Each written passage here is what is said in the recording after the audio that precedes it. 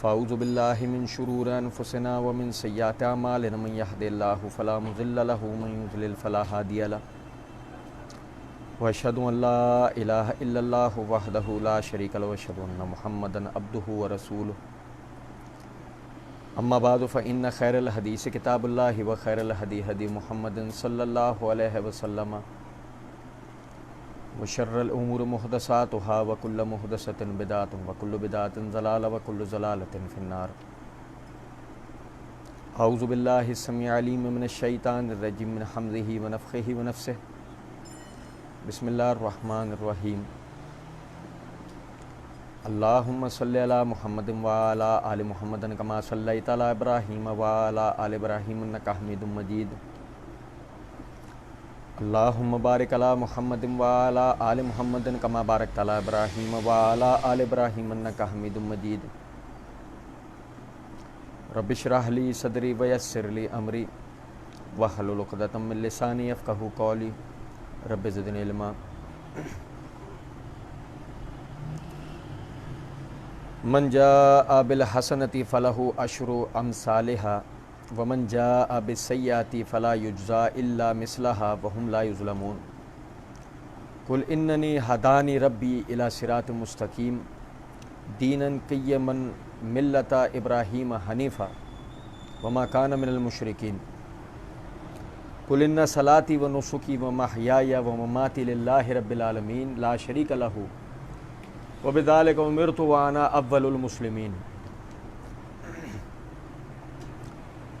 اللہ رب العزت کے فضل و کرم سے آیت نمبر 159 تک آخری درس میں ہم نے پڑھا تھا. آیت نمبر 160 سے آیت نمبر 162 تک آپ بھائیوں کے سامنے پڑھا ہے.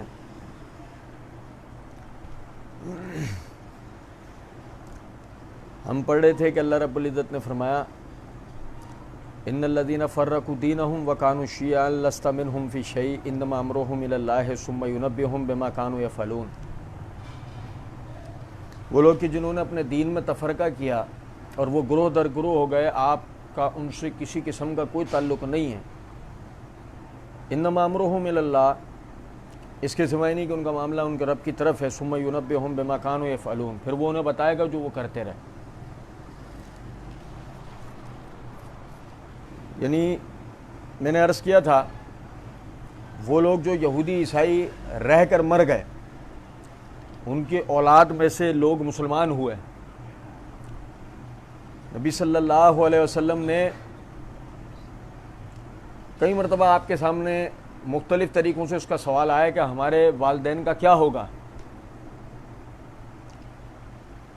اللہ رب العزت نے ان کے لیے یہ حکم فرما دیا، وہ جنہوں نے تفرقہ کیا اور وہ گروہ در گروہ ہوئے، اس حال میں راضی رہے، یہودیوں میں سے ہوں عیسائیوں میں سے. اب ان کا معاملہ ان کے رب کی طرف ہے، آپ کا کوئی ان سے لینا دینا نہیں. وہ آپ میں سے کسی کا باپ تھا، بھائی تھا، بیوی تھی، بچے تھے، کچھ بھی تھا. اب ان کا معاملہ اللہ کی طرف ہے، وہ انہیں بتائے گا جو وہ کرتے رہے. من جاء بالحسنۃ فلہ عشر امثالها، جو نیکی کر کے آیا ہوگا وہ 10 گنا اللہ کے ہاں پائے گا. ومن جاء بالسیئۃ فلا یجزی الا مثلها، اور جو بدی کر کے آیا ہوگا اس کا بدلہ اس کے برابر کا ہوگا. وہم لا یظلمون، ان کے ساتھ کسی قسم کا ظلم نہیں کیا جائے گا. اچھا، یہاں سے ایک بات اور سمجھنے کی ہے. ہم نے پچھلے درس میں پڑھا تھا یہود و نصارہ کا معاملہ ختم. جو برائی ان کے اندر تھی وہ برائی ہمارے اندر بھی آ گئی. ہم بھی صرف مسلمان نہ رہے، ہم میں سے بھی بعض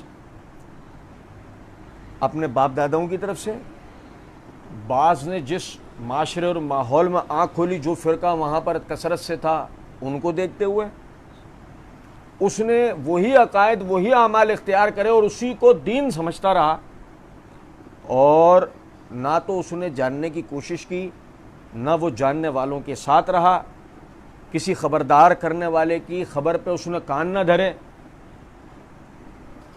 اس کا معاملہ بھی بالکل یہی ہے. ٹھیک، ایسا نہیں کہ اس کی بچت ہو جائے گی، اس کا معاملہ بھی یہی ہے۔ اب بات آگے لے آنے سے پہلے ایک نقطہ سمجھیں۔ مسئلہ یہ ہے، میں اور آپ، ہم سب اللہ کی پراپرٹی ہیں۔ ہم کس کی پراپرٹی ہیں؟ ہم اللہ کی ملکیت ہیں۔ اللہ رب العزت نے ہمیں تخلیق کیا، وہ ہمارا خالق ہے، مالک ہے، اور تخلیق کے پیچھے مقصد دیا، وما خلقت الجن والانس الا لیعبدون۔ ہم نے جنات اور انسانوں کو اپنی عبادت کے لیے پیدا کیا۔ ہر پیدا ہونے والا انسان عبادت کے لیے پیدا کیا گیا ہے۔ اور پھر عبادت کیا ہے؟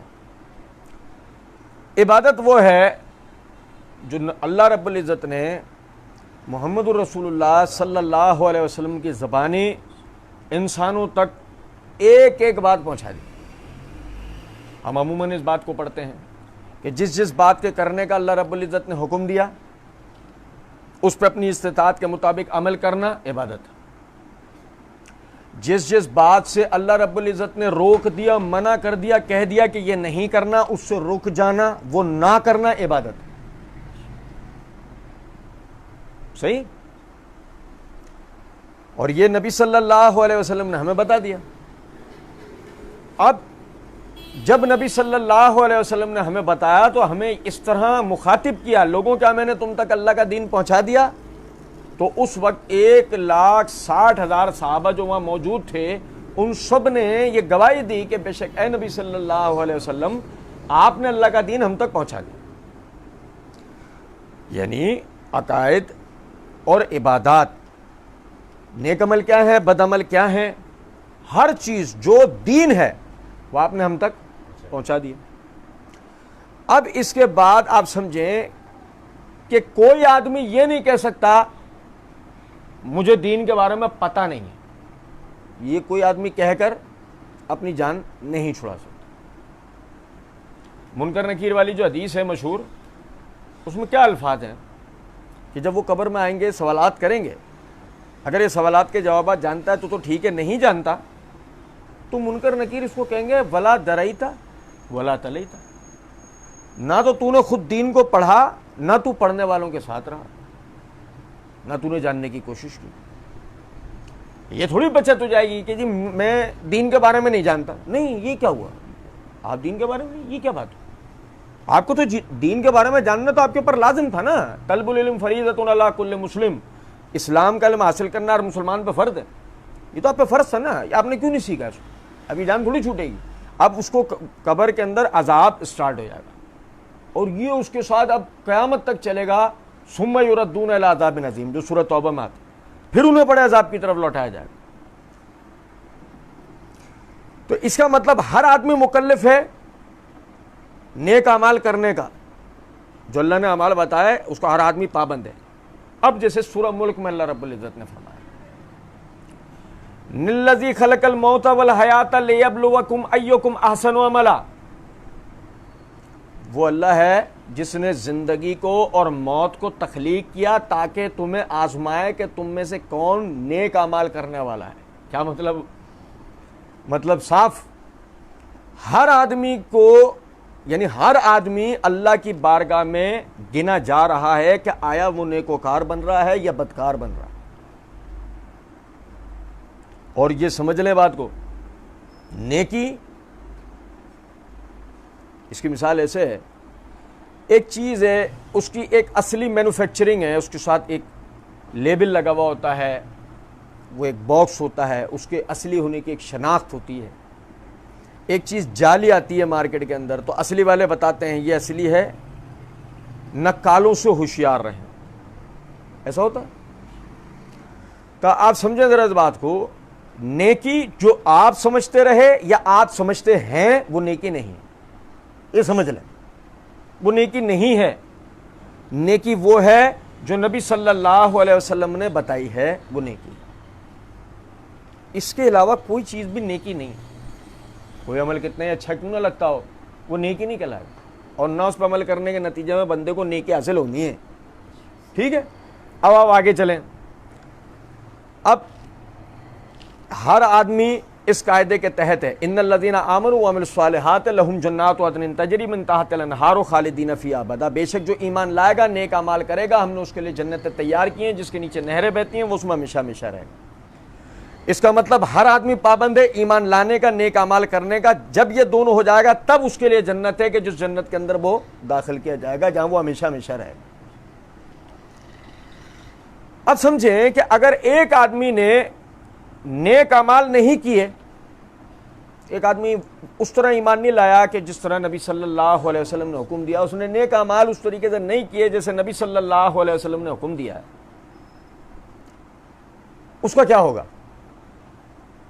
جیسا اگر مثال کے طور پہ ایک عام آدمی سے سوال ہو، ایک آدمی کو اسکول میں داخلہ ملا، کالج یونیورسٹی میں داخلہ ملا، اس کو نصاب دیا گیا، یہ نصاب آپ نے پڑھنا ہے۔ اس نے پورے سال کئی 100 کتابیں پڑھی اور وہ امتحان دینے پہنچ گیا۔ جب سوالات کا یعنی پیپر اس کے سامنے آیا، جوابات کی باری آئی، اس نے اپنے علم سے وہاں پر بہت کچھ لکھ مارا اور آخر میں نتیجہ یہ نکلا کہ وہ فیل ہو گیا۔ آخر میں نتیجہ یہ نکلا کہ وہ فیل ہو گیا۔ سوال کرنے والے نے یعنی پوچھنے پر، استفسار کرنے پر پتہ یہ لگا بہت کچھ لکھا ہے اس نے، وہ نہیں لکھا جو اسے نصاب دیا گیا تھا۔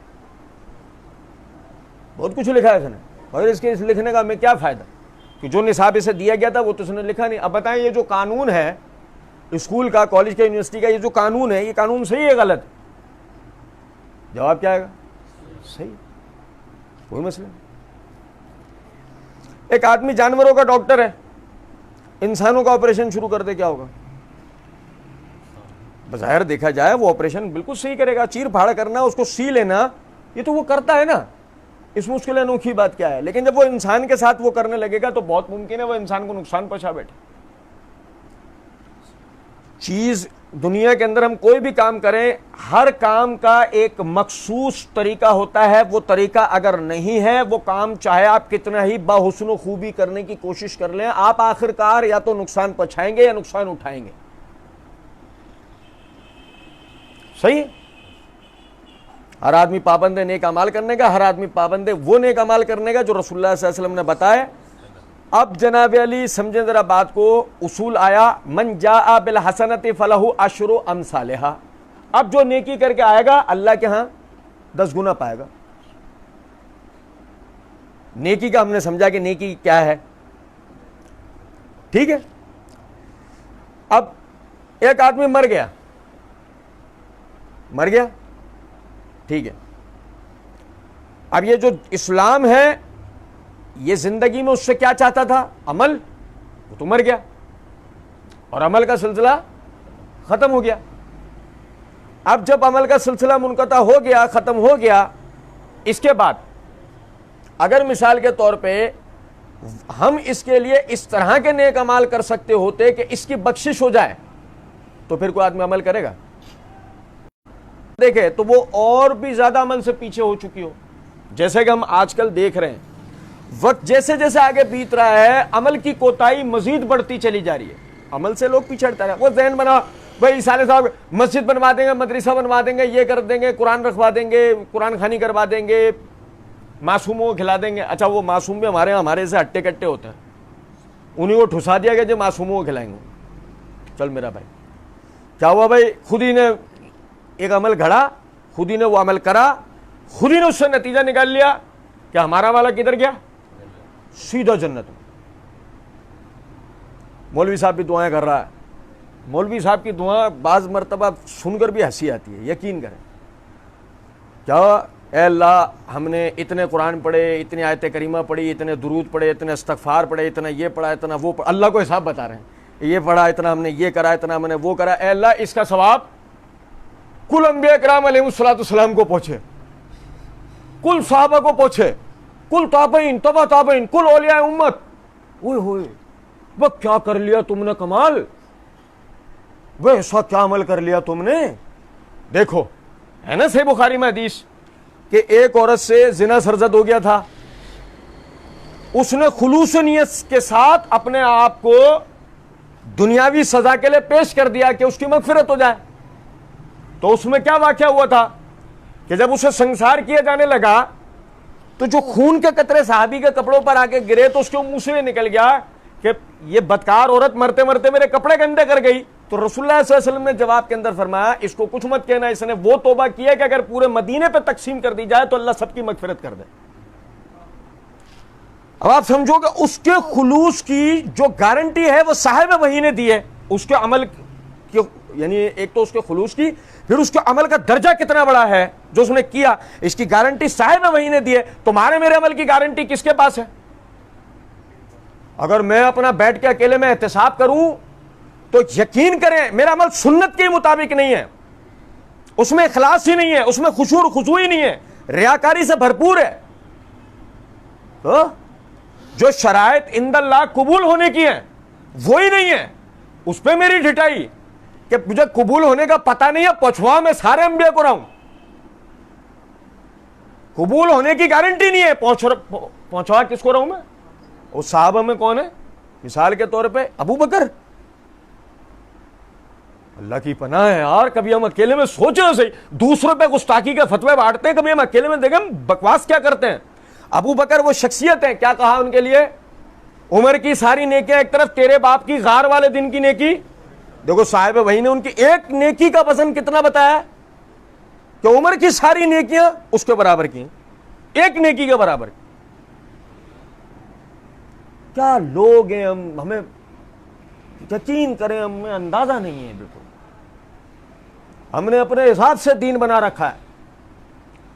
اور بھائی میرے, ہر آدمی ذمہ دار ہے, پابند ہے اپنی دانست اپنی استطاعت کے مطابق عمل کرنے کا, اور اسی کی سب سے پہلی توجہ دلانے کی ضرورت ہے. یہ تھوڑی ہے کہ جب آپ سوچو آپ نے اپنے والدین کے صدقہ جاری کے لیے کیا کرا, ارے چھوڑو پہلے والدین زندہ, آپ ان کی عبادت کے لیے سوچو, والدین اپنی اولاد کی عبادت کے لیے سوچیں کہ ہماری اولاد کیا کر رہی ہے. کلکم رائع و کلکم مسئول, تم میں سے ہر ایک ذمہ دار ہے اور ہر ایک سے اس کی ذمہ داری کے بارے میں اللہ سوال کرے گا. باپ سے, اس کے ماتحت اس کی اولاد کے بارے میں سوال ہوگا, شوہر سے بیوی کے بارے میں, بیوی سے شوہر کے بارے میں, والدین سے اولاد کے بارے میں, اولاد سے والدین کے بارے میں, سب سے سوال کرے گا. من جاء بالحسنۃ فلہ عشر امثالھا, جو نیکی کر کے لائے گا اللہ کے ہاں. دیکھو اللہ نے ایک قاعدہ یہ بتایا نا, ایک اللہ نے قاعدہ بتایا, یا ایھا الذین آمنوا اطیعوا اللہ واطیعوا الرسول ولا تبطلوا اعمالکم, اے ایمان والوں اللہ کی فرما برداری کرو, اللہ کے رسول کی فرما برداری کرو, اپنے اعمال برباد نہ کرو.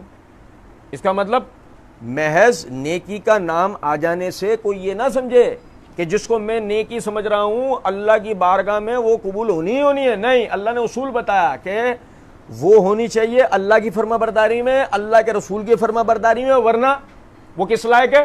برباد ہو جانے کے لائق. کیا ہوا بھائی, وقت بھی لگایا, محنت بھی کی, پیسہ بھی خرچ کیا, سب کچھ کیا اس کے لیے, مگر حاصل آخر میں کیا ہے؟ نامہ اعمال میں وہ خانہ ہی خالی ہے, کچھ بھی نہیں لکھا ہوا وہاں. کچھ بات آ رہی ہے سمجھ میں نہیں کہ بھئی اتنی محنت کی, اجر تو کچھ بھی نہیں ملا. ہم دنیا میں اپنی ذات میں خود بخود مطمئن بیٹھے ہوئے تھے کہ نہیں جی ہمارا والا تو جنت کے اندر گیا, نہیں, سوال ہی نہیں پیدا. پھر ذہن کے اندر خیال آتا ہے کہ پھر صحیح مسلم کی اس حدیث کو کہاں لے کے جائیں کہ جو نبی صلی اللہ علیہ وسلم نے فرمایا انسان مر جاتا ہے, اپنے پیچھے اعمال کا سلسلہ منقطع کر جاتا ہے سوائے 3 باتوں کے. 1, اس نے کسی کو دین کا علم سکھایا ہو. 2, یعنی اس نے کوئی انسانی خدمت کا کام کیا ہو. 3, اس کی نیک اولاد جو اس کے بعد اس کے لیے دعا کرتی ہے. تو پھر اس کا کیا ہوگا؟ اچھا مزے کی بات دیکھیں آپ, اس سے پہلے پتہ ہے کیا, اس سے پہلے تو میرے ذہن میں وہ معنی مفہوم گردش کریں گے جو ہمارے ہاں بتائے جا رہے ہیں. حدیث میں ہے علم سکھانا, حدیث میں رفع امہ کا کام کرنا, حدیث کے اندر ہے اولاد نیک اعمال کا, نیک اولاد کا دعا کرنا. تو اس کو سب سے پہلے سمجھے نا, اس کے لیے اولاد کا نیک ہونا پہلے شرط ہوگا نہیں ہوگا؟ اچھا پھر آپ دیکھیں سورہ لہب میں اللہ نے کیا کہا ہے, ما اغنا عنہ مالہ وما کسب, ما اغنا عنہ مالہ وما کسب. ابو لہب کا نہ مال اس کے کام آ سکا نہ اس کا کسب عربی میں ویسے تو کوشش کو کہتے ہیں کہ آدمی کسی بھی چیز کی تکودو کرے، عربی میں کسب اس کو کہتے ہیں. لیکن ذرا آپ سمجھیں، اس نے غزوہ بدر کے دن اپنا مال اور اپنے 2 بیٹے لڑنے بھیجے تھے. کیا بھیجا تھا اس نے؟ یہی وجہ ہے کہ سارے مفسرین کہتے ہیں یہاں کسب سے مراد اس کی اولاد ہے. یہاں کسب سے مراد کیا ہے؟ مال تو اس کا مال آ گیا نا، ما اغنا عنہ مالہ فما کسب. نہ اس کو، کیونکہ خود تو لڑنے گیا نہیں، کہ جو یہ بات ہو کہ یہاں اس کی وہ لڑنے کی طرف توجہ دلائی گئی ہے کہ یہ رسول اللہ صلی اللہ علیہ وسلم کے خلاف لڑا تو اس لیے اللہ نے کسب کا لفظ استعمال کیا اس کی جد و جہد پر. نہیں، بات یہ ہے کہ مال اس نے لگایا، اس کا ذکر آ گیا کسب سے اس نے اپنے 2 بیٹے لڑنے بھیجے، اللہ نے اس کی طرف اشارہ کیا. یہی وجہ ہے کہ جو صحیح مسلم کی جو حدیث ہے کہ اس کی نیک اولاد، تو تمام شارحین حدیث کہتے ہیں کہ اولاد اصل میں آدمی کا ہی عمل ہے، یہ کوئی الگ چیز نہیں ہے کہ اللہ نے خود قرآن میں اس کو آدمی کا عمل قرار دیا ہے. کسب ما اغنا عنہ مالہ وما کسب، اولاد بھی اصل میں اسی کا عمل ہے. اگر وہ اسے نیک بنائے گا تبھی تو وہ اس کے لیے دعا کرے گی، اور اگر وہ اس کو نیک ہی نہیں بنائے گا تو دیکھتے نہیں ہم اپنے ارد گرد کیا ہو رہا ہوتا ہے. دنیا کو دکھانے کے لیے 30-40 میں کرے، بعد میں چپ. باپ نے لگا دی تھی پوری جوانی، اس نے لگایا 6 دن ختم، پھر مر گیا مردود، نہ فاتحہ نہ درود. ایسے ہی ہے نا، باپ نے لگائی جوانی، اس نے دیے 3 دن 10واں دن 20واں دن 30واں دن 40واں دن اور برسی ہوئے 6 دن ختم، جان چھوٹی، مر گیا بڈھا. ہماری ذمہ داری پوری دنیا چپ، ہم چپ، ختم، کام پہ لگو. جبکہ اسلام نے توجہ کیا دلائی تھی؟ نیک اولاد. اور اس سے فائدہ کیا ہونا تھا؟ اس سے فائدہ یہ ہونا تھا ہم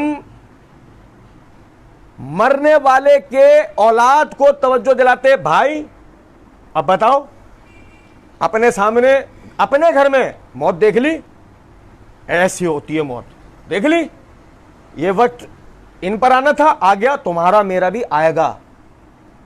اس سے پہلے نیک اعمال کرو، اور جیسے تمہارے والدین نے تمہارے لیے محنت کی تھی، اپنی جوانی دی، اپنی یعنی خوشیاں تمہیں دے ڈالی، تمہارے لیے دکھ تکلیف اٹھائے، جو کچھ صحیح تمہاری تربیت کی، تمہیں اچھا کھلایا پلایا، جو ان کی استطاعت کے مطابق تھا، تمہارے لیے کچھ بنا کے چلے گئے، ہو گیا.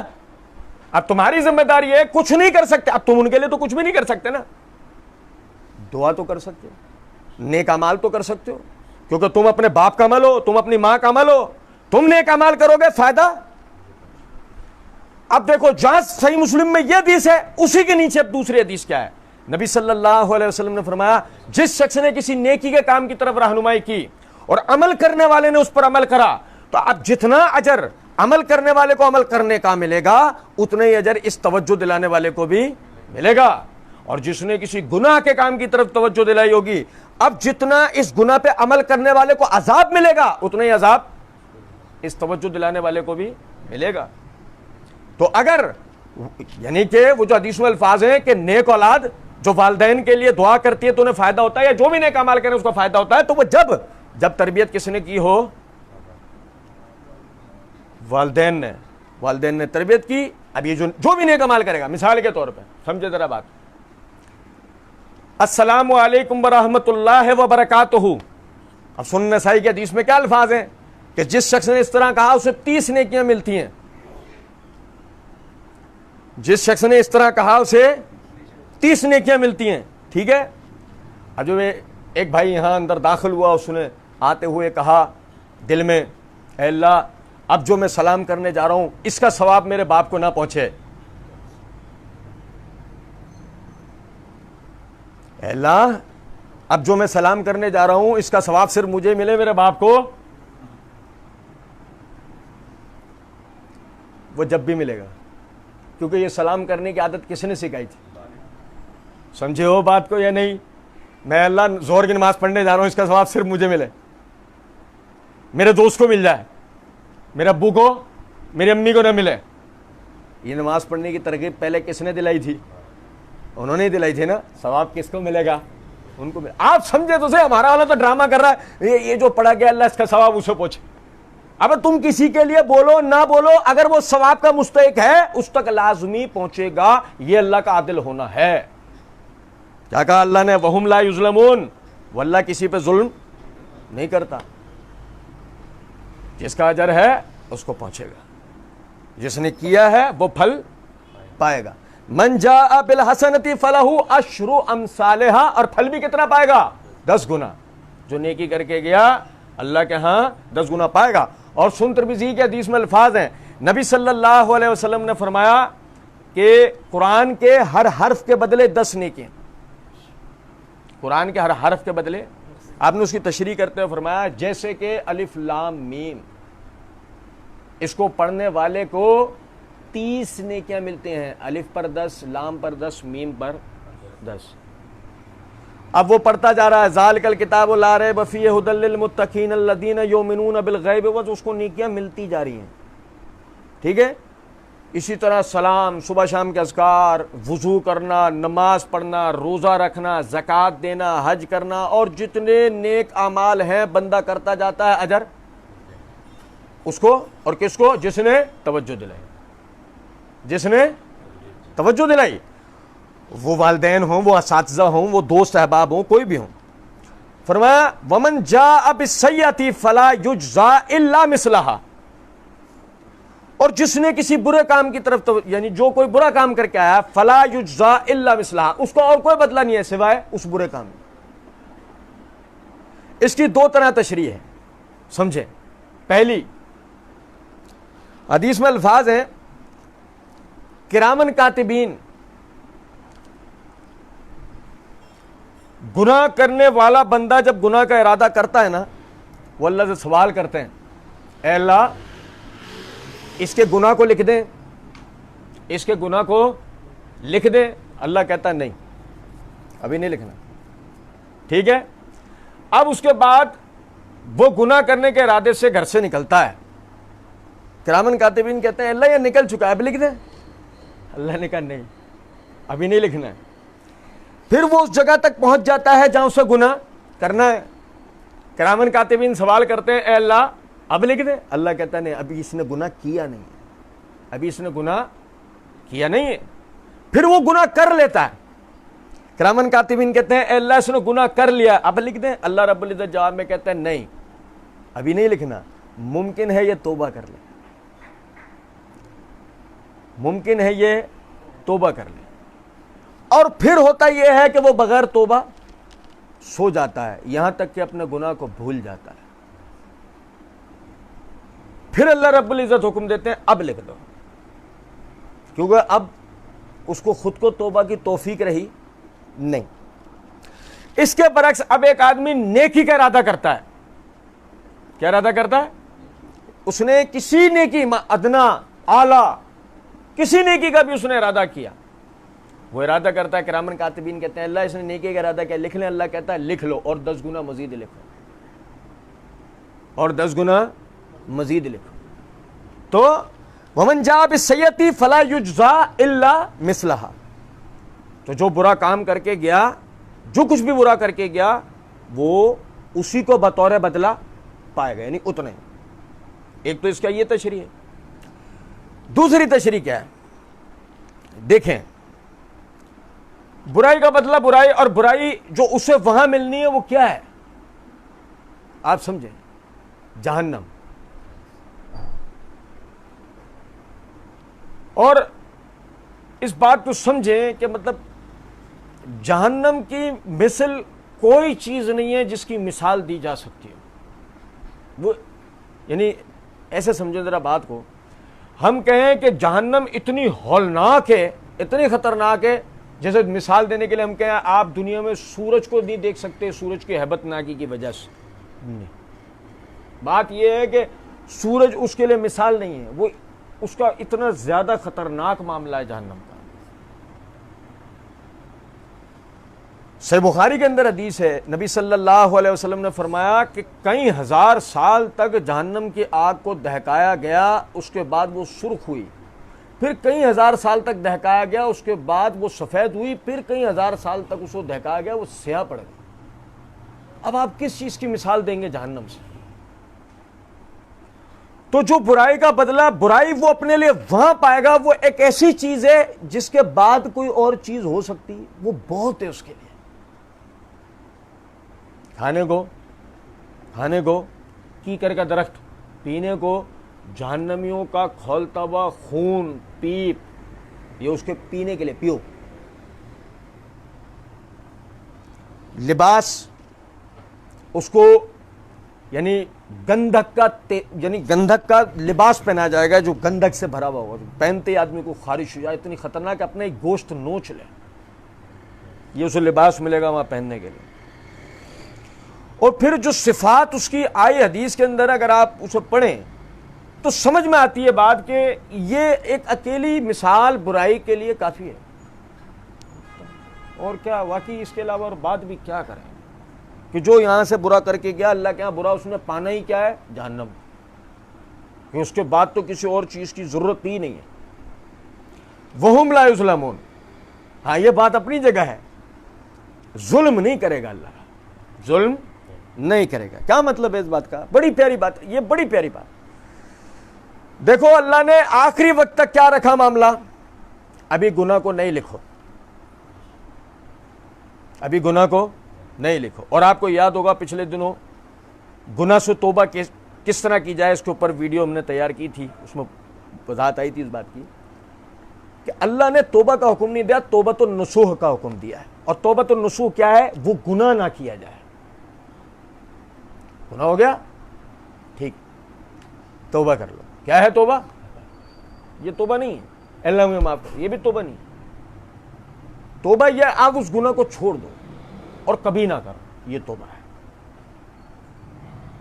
سمجھ رہے؟ تو اگر مثال کے طور پہ ہم دیکھیں، کیا آپ کو دنیا میں ہی گناہ اور گناہ کی جو ہلاکت ہے، جو عذاب ہے، کہ اللہ نے اس کے لیے پہلے سے خبردار نہیں کر دیا؟ بات تو گھوم پھر کے وہیں آئے گی نا کہ آپ یہ کہہ دو مجھے پتا نہیں تھا، تو ولا دریتا ولا تلیتا کا وہی قاعدہ جو ہم شروع سے پڑھ رہے ہیں کہ نہ تو نے پڑھا نہ جاننے کی کوشش کی۔ یہ تو شروع سے قاعدہ ہم پڑھ رہے ہیں نا کہ آپ ہم پر دین کا علم حاصل کرنا تو فرض ہے نا۔ وہ آپ یہ کہہ کے تو نہ قبر میں بچ سکتے نہ آخرت میں بچ سکتے ہیں کہ اس بات کا تو مجھے پتہ ہی نہیں تھا۔ بھئی آپ نے جاننے کی کوشش کرنا تھا، کیوں نہیں کی؟ آپ یہ کام کرتے رہے اللہ کی ناراضگی کا۔ بھائی انسان سمجھے دو ہی حالتوں میں اللہ کی ناراضگی کا کام کرتا ہے نا، یا تو شعوری یا لاشعوری طور پر۔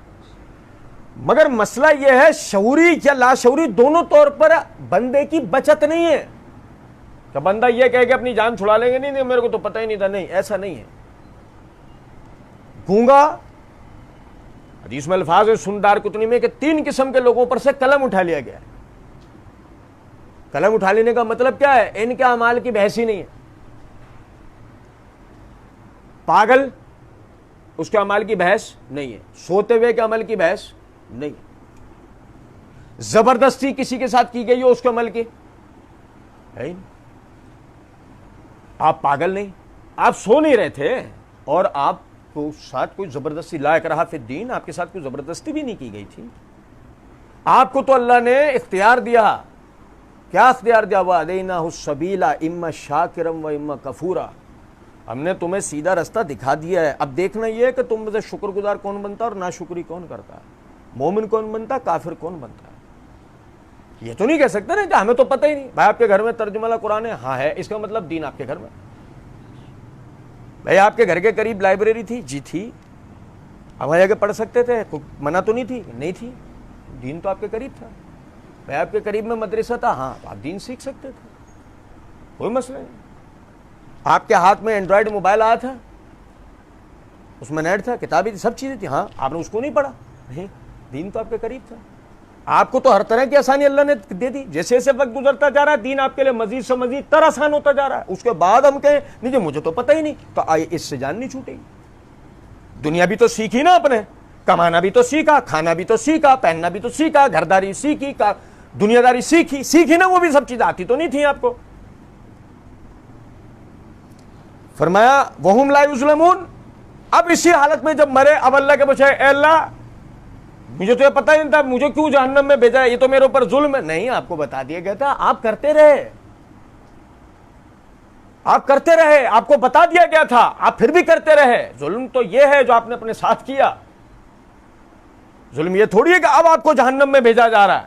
ظلم تو یہ ہے کہ آپ دنیا میں آپ کو پتا تھا یہ نہیں کرنا ہے اور آپ کرتے رہے.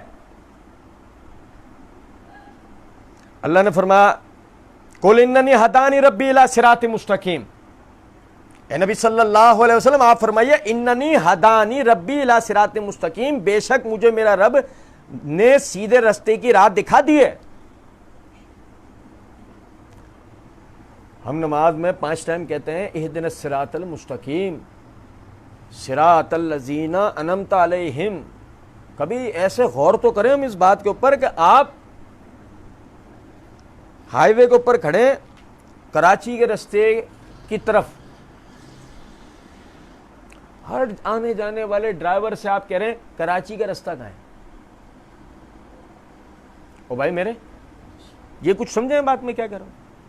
آپ کراچی کے رستے پہ کھڑے ہیں, ہر آنے جانے والے ڈرائیور سے آپ پوچھ رہے ہیں, ہر آنے جانے والے مسافر سے آپ پوچھ رہے ہیں کراچی کا رستہ کہاں ہے. ہر آدمی آپ کو بتا رہا ہے یہ کراچی کا رستہ ہے, یہ بھائی کراچی کا رستہ ہے, اور آپ پھر بھی پوچھے آ رہے ہیں.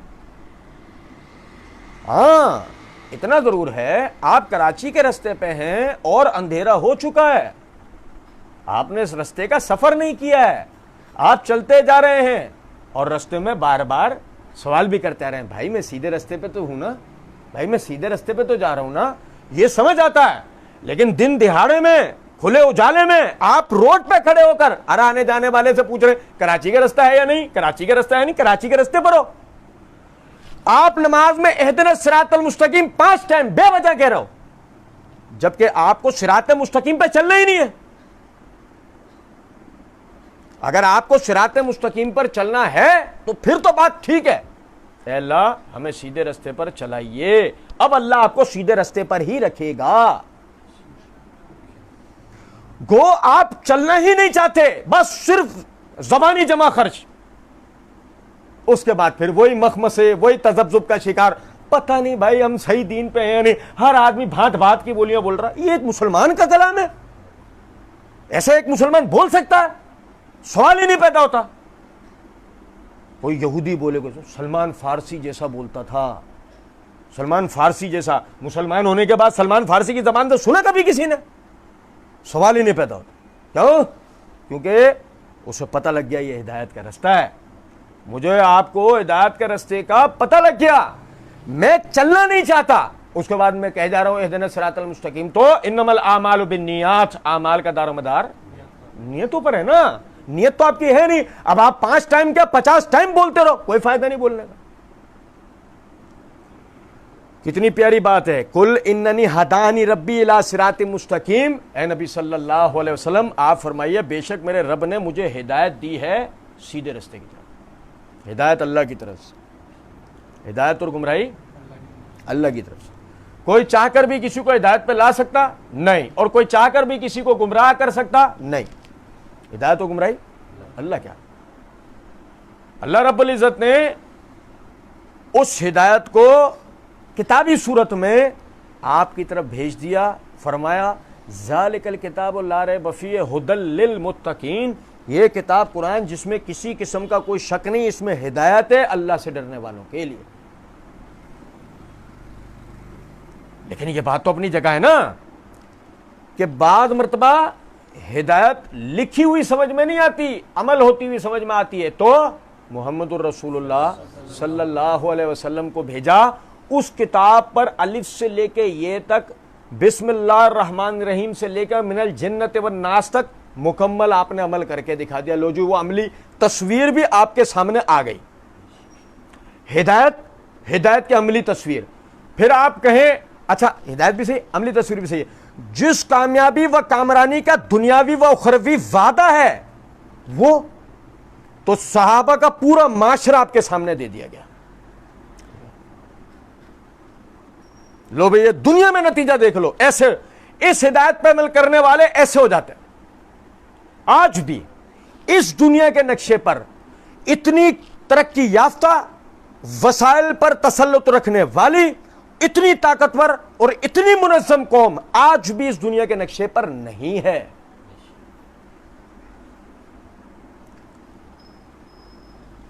وہ دنیا کے سب سے بڑے بدماش امریکہ وہ بھی نہیں ہے، وہ بھی اتنے منظم اتنے ترقی یافتہ نہیں ہے جتنے صحابہ کرام رضوان اللہ علیہ مجمعین تھے. ہاں وہ ایک علیحدہ بات ہے، کوئی آدمی کم کپڑے پہننے کو ترقی کی علامت سمجھتا ہے تو وہ ایک علیحدہ چیز ہے. سمجھدار لوگوں کی نظر میں ترقی یافتہ قوم صرف وہ مانی جاتی ہے جس میں علاقوں کو زیر کرنے کی، فوجوں کو شکست دینے کی طاقت ہو.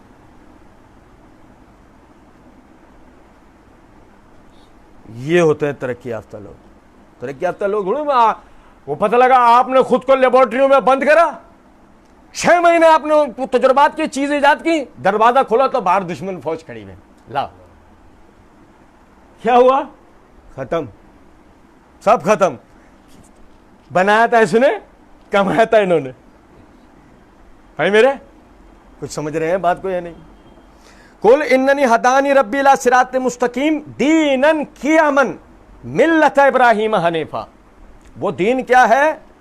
قیما، سیدھا درست ایک، ملت ابراہیم حنیفا. پہچان ابراہیم کی ملت ہے جو کہ یکسو تھا،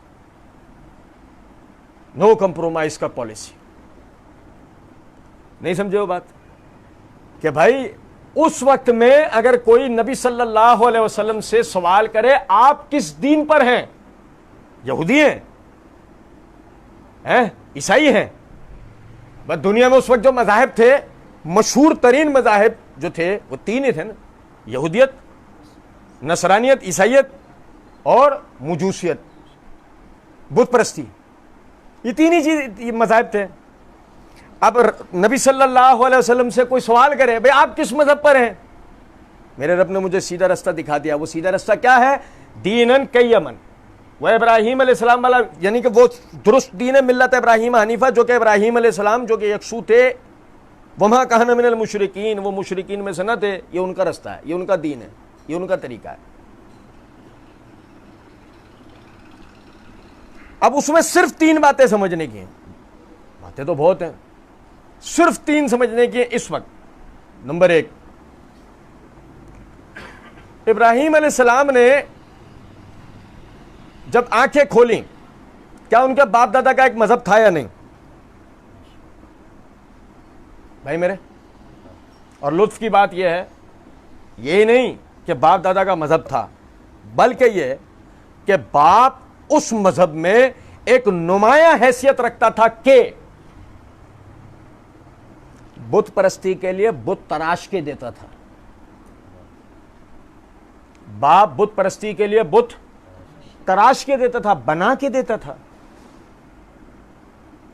اس کا مطلب یہ ہے کہ ویسے ہی اگر آپ جوان ہو جائیں تو اپنے علاقے کے معزز ترین شخص ہوں گے. اپنے باپ کے اسٹیٹس کے ساتھ ہی اگر آپ بڑے ہوتے ہیں، او تم حاضر کے لڑکے ہو، حاضر تو وہ ہے. آپ سمجھ میں آ رہی ہے بات یا نہیں؟ ابراہیم علیہ السلام نے اپنے باپ دادا کو ایک خاص مذہب پر پایا تھا، لیکن ابراہیم علیہ السلام نے اس مذہب کی پیروی کی نہیں. میرے باپ دادا غلط کرتے تھے کیا؟ بھائی میرے، ہمارے باپ دادا غلط کرتے ہیں کیا؟ ایسی کوئی بات ہمارا والا تو کہہ دیتا ہے، ہمارا والا تو کہہ دیتا ہے. نبی صلی اللہ علیہ وسلم نے اپنے دین کی پہچان کیا بتائی ہے؟ ملت ابراہیم حنیفہ وما کان من المشرکین. میرا دین وہ ہے جو ابراہیم علیہ السلام والا تھا کہ وہ مشرک نہیں تھے، یکسو مسلم تھے.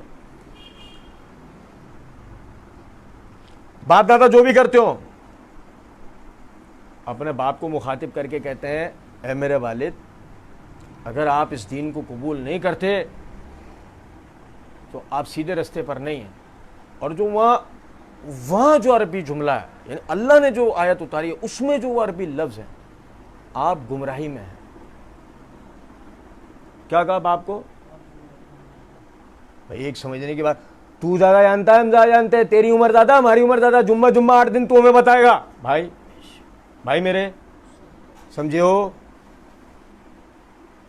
میں نے وہ جان بوجھ کے وہ میں نے نہیں کیے، جو آیت میں لفظ آیا آپ سیدھے رستے پر نہیں، آپ سیدھے رستے پر نہیں۔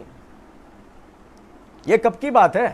یہ جب کی بات ہے ابراہیم یہ جان چکے ہیں کہ میرا رب اللہ ہے، یہ اس کے بعد کی بات ہے۔ صحیح۔ دوسری بات، اللہ رب العزت کی طرف سے حکم ہوتا ہے بیوی بچوں کو چھوڑ دو۔ کس کو؟ کہاں پر؟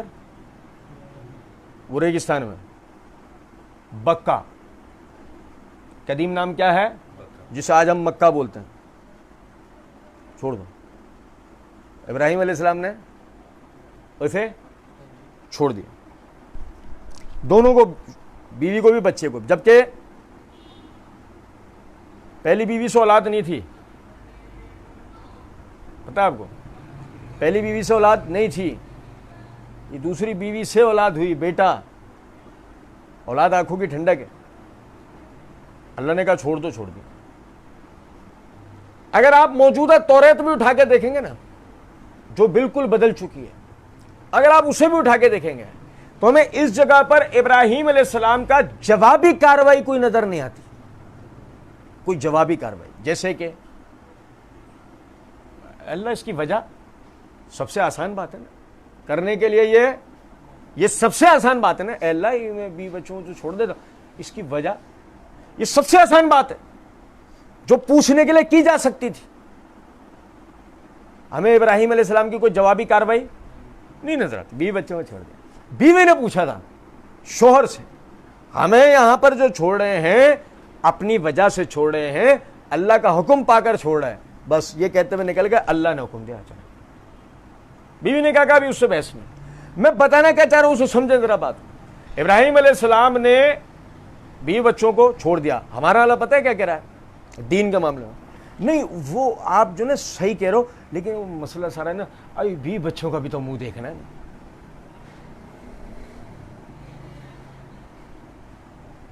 بھائی کچھ سمجھے ہیں بات کو یا نہیں؟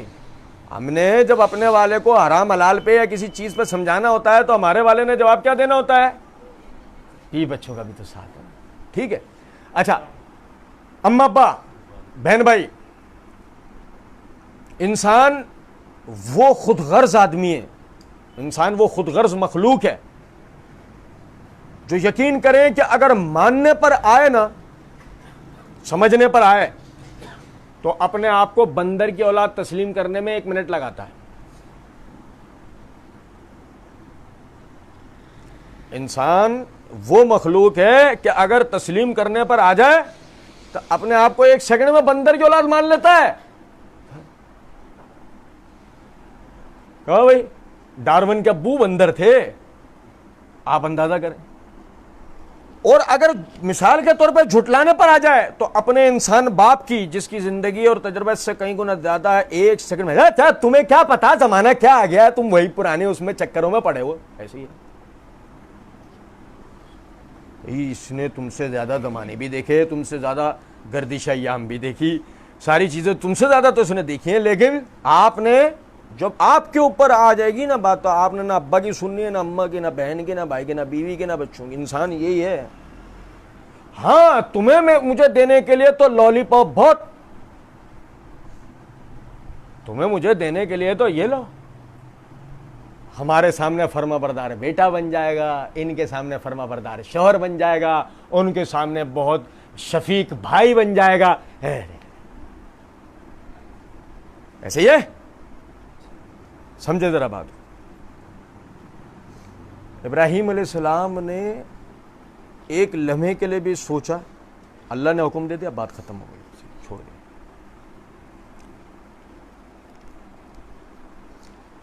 یہ بیٹا رسول بنا تھا بھائی میرے، اور اسی بیٹے کے نسب میں آخری رسول آیا ہے۔ وہ جو پھر بیوی نے کہا، وہ آج تک اور قیامت تک کے لیے ثابت رہا ہر سمجھنے والے کے لیے کہ اگر اللہ کے حکم سے چھوڑ رہے ہیں تو اللہ ہمیں ضائع نہیں کرے گا۔ پھر آج تک آپ دیکھ لو وہ جن اماؤں، اباؤں، بیویوں، بچوں، بہنوں، بھائیوں اور کسی کے بھی کہنے پر آپ نے اللہ کے دین سے سمجھوتا کر لیا، وہ دنیا میں نہیں رہے اور کہانیوں میں بھی ختم ہو گئے. ان کے ذکر زبان پر نہیں ہے، لیکن اسماعیل کا ذکر، اسماعیل کی اولادوں کا ذکر آج تک زبانوں پر ہے. پھر ابراہیم کی تو بات ہی کیا ہے. تیسری بات آپ سمجھیں، ہمیں ایک چیز نظر آتی ہے ابراہیم کی سیرت میں، جب بات دین کی آتی ہے نا، سیکھنے کی، ابراہیم کی جستجو ایسی نرالی ہے کہ جس کی کوئی حد نہیں. چاند کو دیکھے جا رہا ہے، چاند کو دیکھے جا رہا ہے، غور کر رہے ہیں. بھائی میرے یار، ہمارا والا تو کہہ رہا ہے ویڈیو بھی جو ہے نا مختصر بنایا کرو، 5 منٹ کی 10 منٹ کی بنایا کرو. وہ لوگوں کا ٹائم ہی نہیں اتنا دیکھنے کا، جبھی تو مر رہے ہیں، جبھی تو دین میں اتنے ذلیل ہیں. ہمارے پاس جب دین سیکھنے کا ٹائم ہی نہیں ہے، جبھی تو ہمارے اوپر اتنی ذلت مسلط ہے. وہاں دیکھو وہ کیفیت چاند کو دیکھ رہے ہیں. یہ میرا رب. ابھی تک رب کی معرفت ہوئی نہیں ہے، یہ میرا رب ہے. پھر وہ چاند غائب ہو گیا اور اس کی جگہ سورج نے لے لی. وہ ڈوب گیا، اس کی جگہ سورج نے لے لی. سورج کو چاند نہیں، جس کو زوال ہو جائے وہ رب ہو سکتا، جو کسی بھی طرح زوال کا شکار ہو جائے رب نہیں. سورج یہ روشنی پہنچاتا ہے، یہ میرا رب. کیا ہو رہا ہے؟ غور ہو رہا ہے نہیں ہے، یہ میرا رب. لیکن وہی سورج بھی غروب ہو گیا، ستارے آ گئے. بہت سارے تو ہو نہیں سکتے، بہت سارے نہیں ہو سکتے. یہ اولاد دینے والا، وہ بگڑی بنانے والا، اس کے پاس جانے سے نوکری مل جاتی ہے، یہاں سر جھکاؤ تو یہ ہو جاتا ہے. نہیں، اتنے سارے نہیں ہو سکتے. کرنے والا تو ایک ہوگا جو ان سب کا مالک و خالق و رازق اور ان سب پر اختیار رکھنے والا ہو. اتنے سارے تھوڑی ہوں، مذاق ہے. یہ بھی نہیں. درختوں کو دیکھ رہے ہیں، پانی کو دیکھ رہے ہیں، اس کو دیکھ رہے ہیں. اللہ کی نشانیاں ڈھونڈ رہے ہیں. ان فی خلق السماوات والارض واختلاف اللیل والنہار لآیات لأولی الالباب. بے شک زمین اور آسمان کی تخلیق میں اور رات اور دن کا آنے جانے میں عقل والوں کے لیے بہترین نشانیاں ہیں اللہ کی.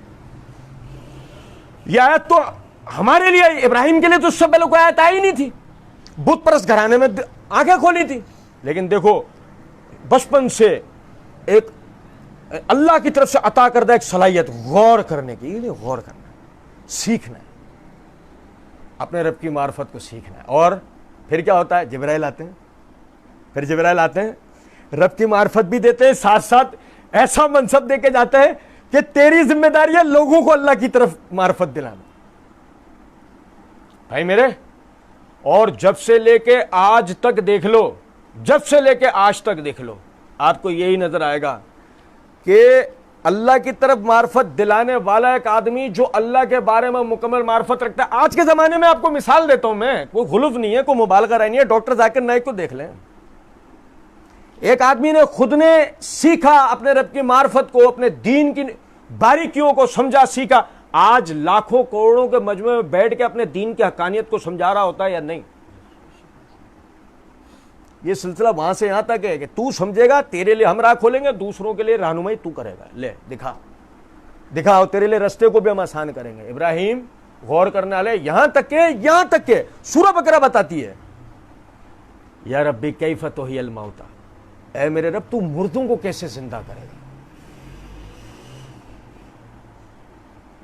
ابراہیم کیوں کے پیچھے جاتے تھے؟ ہمارے والے کو کیوں تو دور کی بات ہے، یہ بھی نہیں پتا کہ ایک چیز ہے.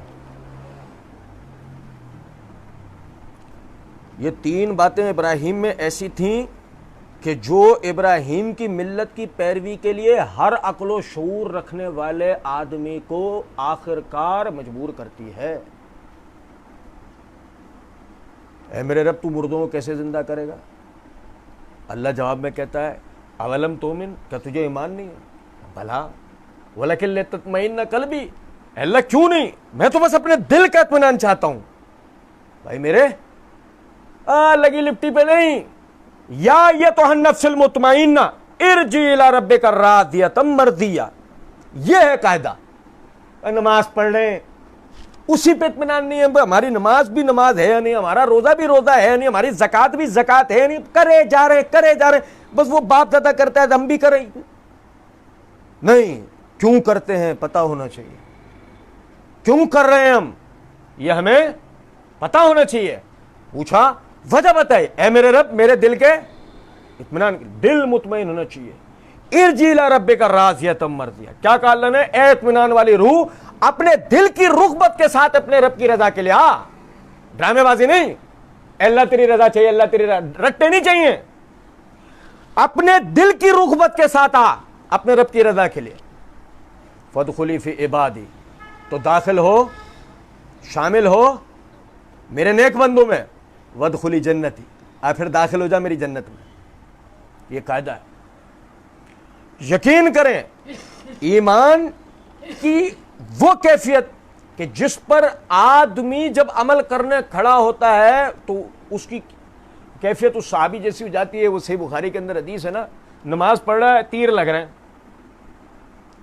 امام بخاری کتاب الصلاۃ میں اس پر باب قائم کیا ہے کہ خون نکلنے سے یا جسم کے کسی اور مواد نکلنے سے وضو ٹوٹتا ہے نہیں ٹوٹتا, اس کے بیان میں لائن روایت.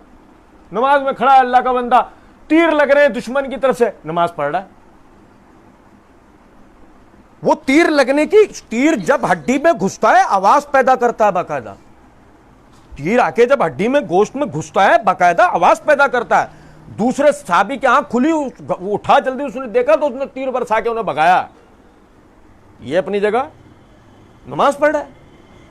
کیا مطلب ہے یار, میں آپ نماز پڑھنے کھڑے ہو رہے ہیں, میرے کو یاد آ رہا فلاں کو کال کرنی تھی, وہ حساب ایسے رہ گیا, وہ چیز یوں ہے, یہ ایسے, وہ کیوں, میرا دل کیوں نہیں لگ رہا, میں نماز میں کیوں نہیں ہوں, میری وہ کیفیت کیوں نہیں بن رہی ہے؟ کیونکہ اس کی وجہ ہے وہ ان کی نماز پڑھنے کی کیفیت اس نماز پہ اطمینان تھا. دیکھو نا غزوہ تبوک کے موقع پہ, یار سمجھو ذرا بات, ہمارا والا مسئلہ گرمی, وہ ایک بات تو بتائیں, روزے کا فدیہ کیا ہوتا ہے؟ کس کے لیے پوچھ رہے ہو؟ ہٹا کٹا پوچھ رہا ہے, روزے کا فدیہ کیا ہوتا ہے؟ ارے بھائی کس کے لیے پوچھ رہے ہو؟ وہ ایک ہے, ایک نہیں ہے, تم ہی ہو. ایک نہیں ہے وہ تم ہی ہو. مسئلہ بتا دو کیا ہو رہا ہے تمہیں, مر رہے ہو تم روزہ رکھنے سے, کیا ہو رہا ہے؟ گرمی بہت تیز ہے نا, رکھا نہیں جا رہا روزہ سے. سمجھو غزوہ تبوک کا موقع ہے اور کیفیت یہ ہے اللہ کے بندوں کی, روزہ رکھ کر جہاد کرنے جا رہے ہیں. مطلب تبوک وہ میدان, وہ ریگستانی سفر ہے. وہ آپ کبھی دیکھو نا ریگستان, آپ میں تو بہت سارے بھائی ریتیلے علاقوں میں گئے ہوں گے, آپ نے دیکھا ہوگا ریت پر آدھے گھنٹے دھوپ پڑنے کی دیر ہوتی ہے, آدھا گھنٹہ. آپ ننگا پیر ریت پر نہیں رکھ سکتے,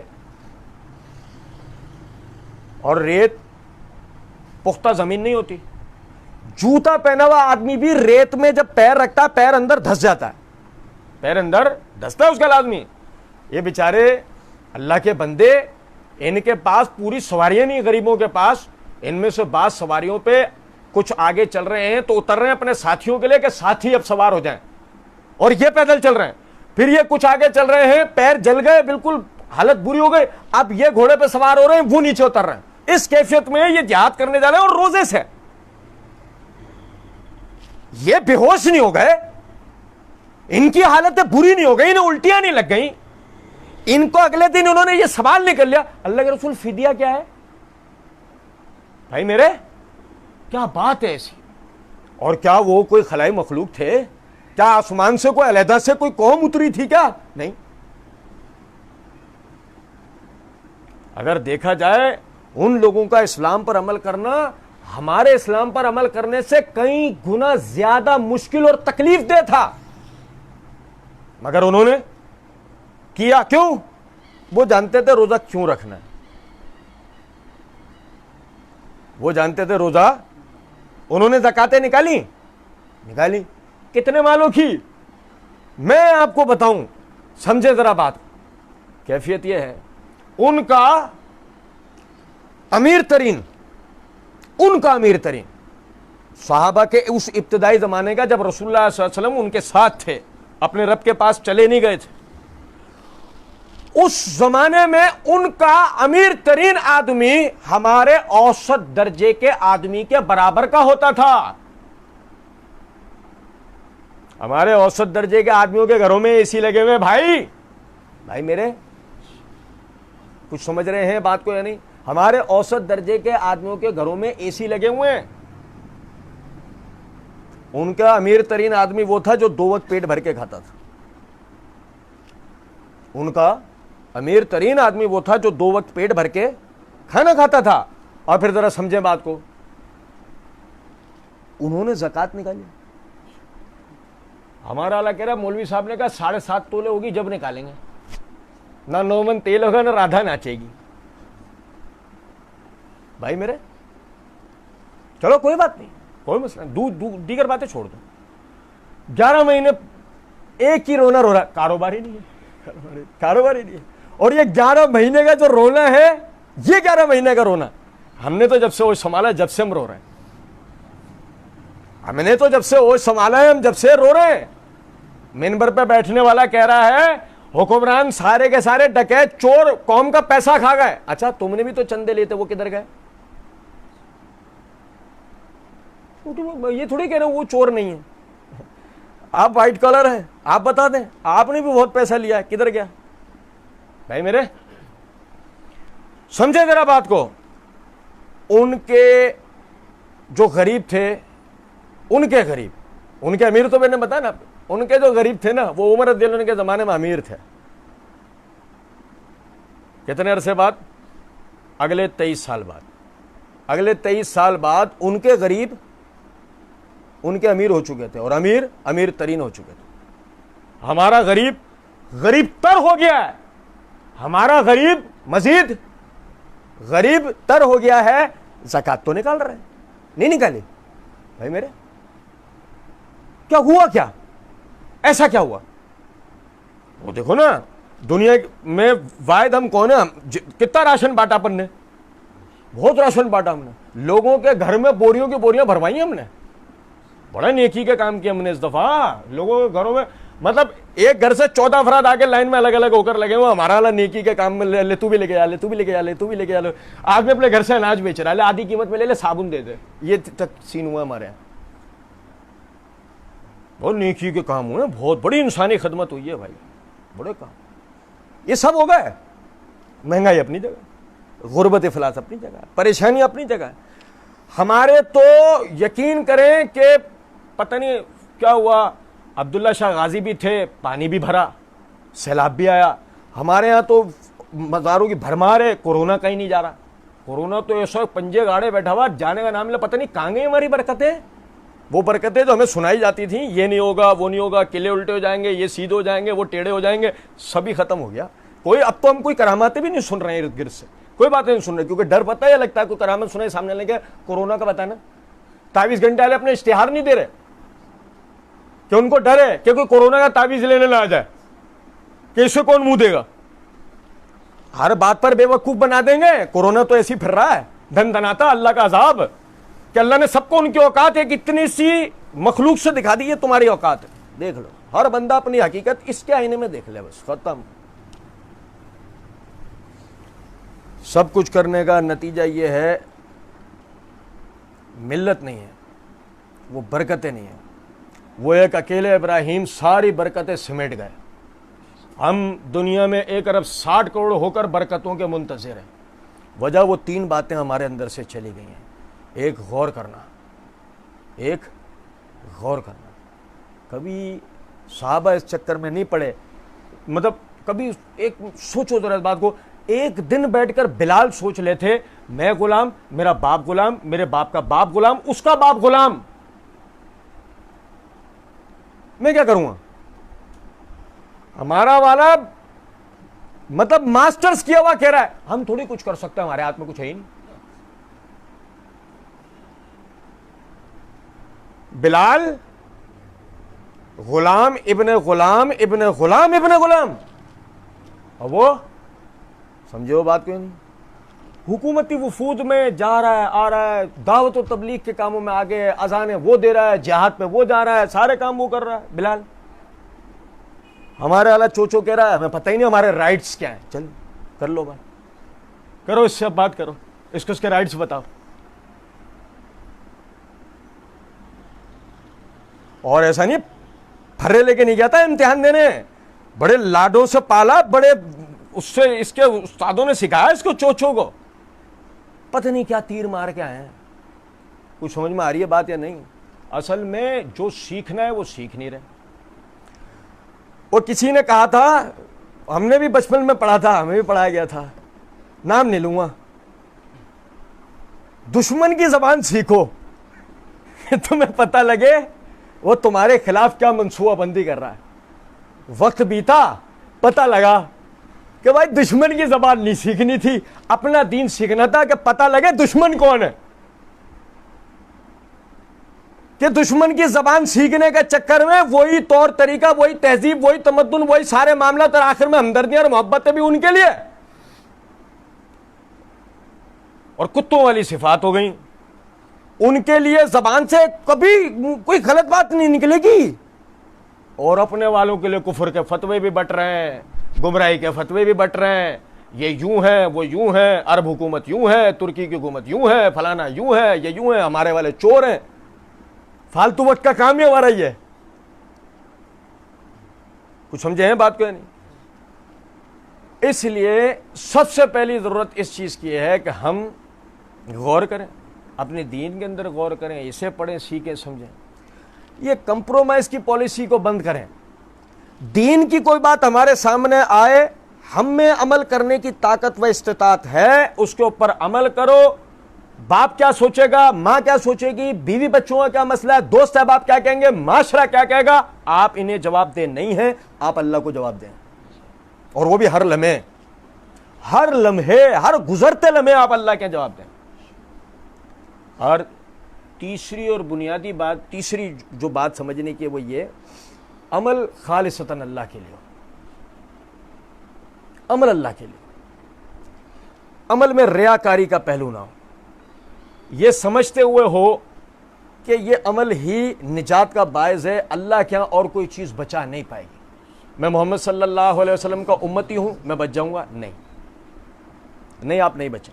میں سنی ہوں, میں بچ جاؤں گا؟ نہیں. میں مومن شیعہ اہل بیت کا ماننے والا؟ نہیں, آپ کو زیادہ جوتے پڑیں گے. سوال ہی نہیں پیدا ہوتا. زبانی کسی جمع خرچ کے اوپر آپ کو کچھ ملنا نہیں ہے. آپ اہل بیت سے محبت کرتے ہیں, آپ ان کی تعلیمات پہ عمل کریں, آپ کو جنت ملے گی. زبانی جمع خرچ سے کچھ بھی نہیں. میں اولیاء اللہ کا ماننے والا ہوں, اولیاء اللہ کا ماننے والے ہو, آپ ان کے جیسے دکھتے کیوں نہیں, ان کے جیسے اعمال کیوں نہیں ہیں آپ کے. اللہ رب العزت ہم سب کو سمجھنے و عمل کرنے کی توفیق دے. وما علینا الا البلاغ.